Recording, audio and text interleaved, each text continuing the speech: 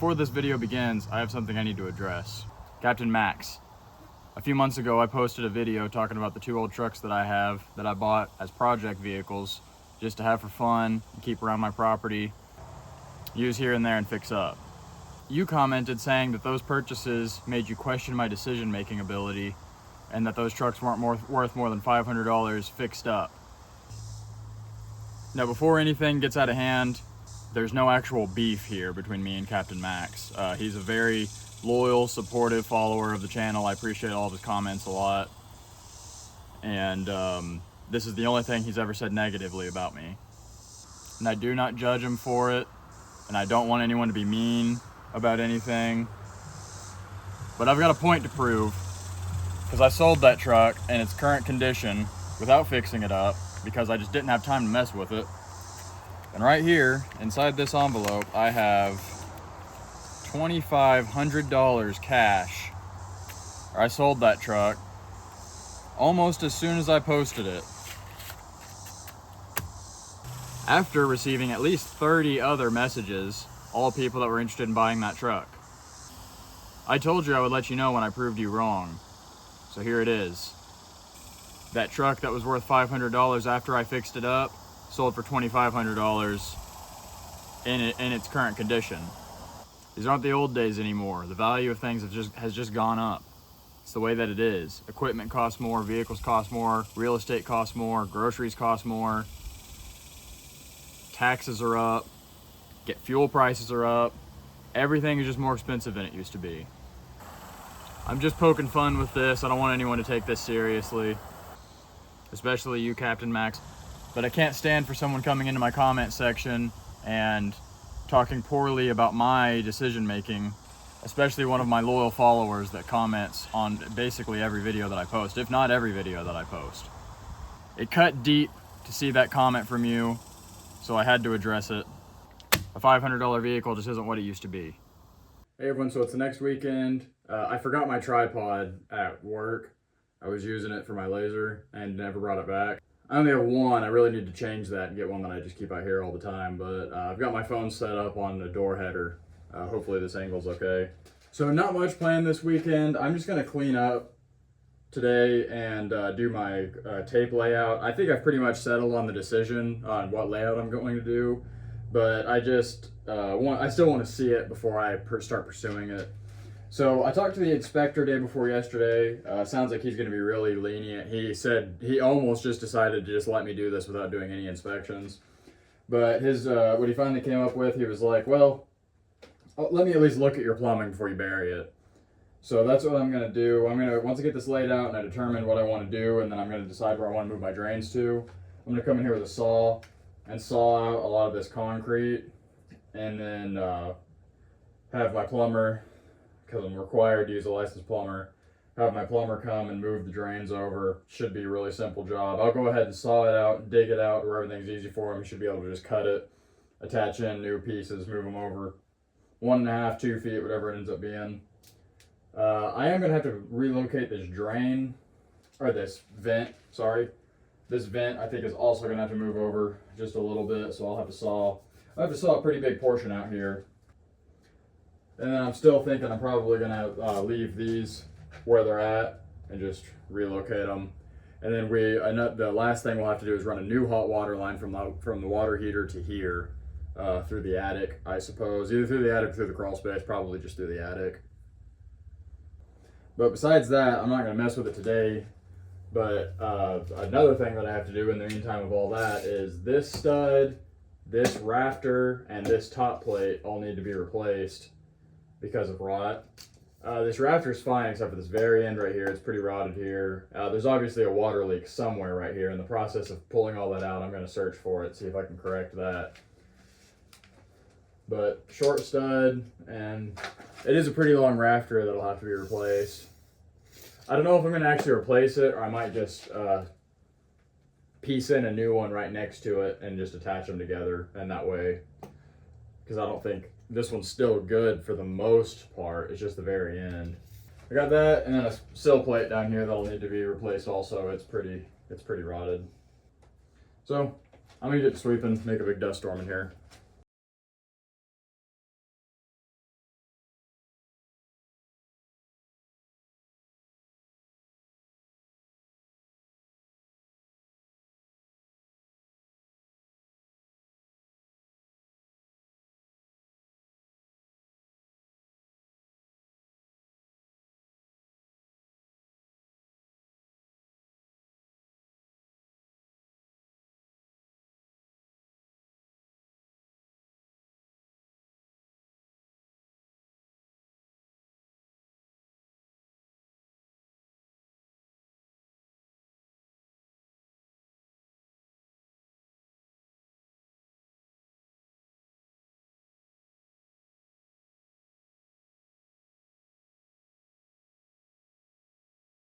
Okay, since I forgot my tripod, I'm just gonna do this the old-fashioned way. Hold my phone and talk. If my voice sounds muffled, I'm not taking this respirator off. It's so dusty in here, you might be able to see. It's been like 2 hours since I swept and vacuumed, and there's still so much dust in the air, so gonna try to talk as clearly as I can so that you guys can understand me. But here's what we're looking at. Let me step back.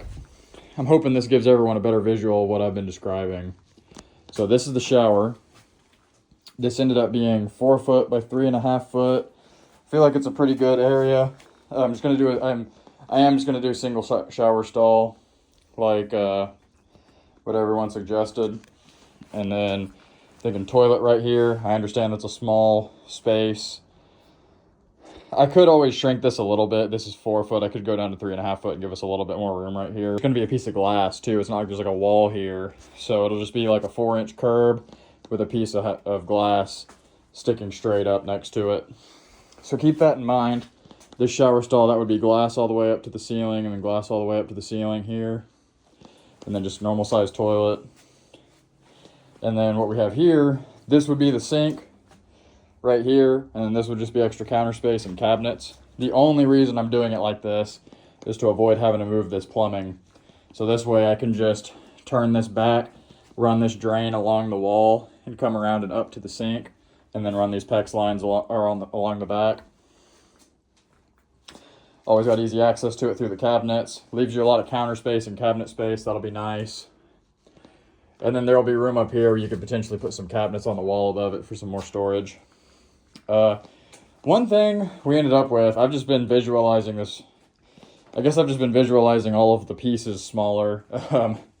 Definitely did not end up with rooms for a bathtub right here like I was talking about. I don't know what was going through my head, but that's a tiny little space. So this would just be extra, I guess. That's the biggest issue I have with this, is that creates kind of an awkward little spot. It's like not really enough room that you could put like a little closet there, and not so small that it's not kind of weird how much room you end up with. But I don't want to keep the toilet right there because the ceiling is so short. Like, let me stand next to a rafter right here so you can see. So this is, my head is like in the ceiling right here if the toilet stays here. So I have to, anytime I use the toilet, I have to be sideways head the way that it currently is. So I can't keep it that. That's by the way, I should mention that. That's the whole reason why everything's moving, is the ceiling height. That puts the shower on this side. You see now, if I stand in here, see how much room I have up to the rafters? It's full extension. And I would put the shower head on this wall right here, so I could put the shower head up high, have it coming down. This is an interior wall, so I can run that plumbing up that wall right there. The drain would have to move from here to here. And I haven't thought about what I do about this vent pipe. And I'm going to have to talk to my plumber about what options we have with this vent pipe. I don't know where that can move or where it has to be, but that could potentially be changing everything, so it's right in the middle of the toilet right there. I squared this corner off at first, and you can kind of imagine that left a very tight point right here. So I just decided to see what that looked like with a 45-degree corner. I think it looks pretty good, actually. You step back, gives you plenty of room. And then, I don't know, right here, a couple of shelves maybe. Strange, I know, or maybe just one shelf. Could be like towels, toilet paper storage or something. It's weird. I mean, it's a weird shaped room. This slope ceiling is hard to deal with. It looks taller than it is right now because I'm using a wide angle lens. If I do it like this, it might be easier. The problem is I got to step so far back for you to be able to see the whole thing. But this wall right here is only 5'8" tall from floor to ceiling, or bottom of the rafters. But that leaves, if I had a 30-inch doorway or a 32-inch doorway, that's where the edge of the doorway would be. So there'd be this much room right here, wall space next to the edge of the cabinet. That's plenty of room for a sink, and then just lots of counter space here. I'm gonna end the video here. Let me know what you guys think about that layout, if you got better ideas. Just keep in mind, the whole purpose behind this is I'm trying to move as little plumbing as possible, and I'm trying to keep the costs as low as I can, because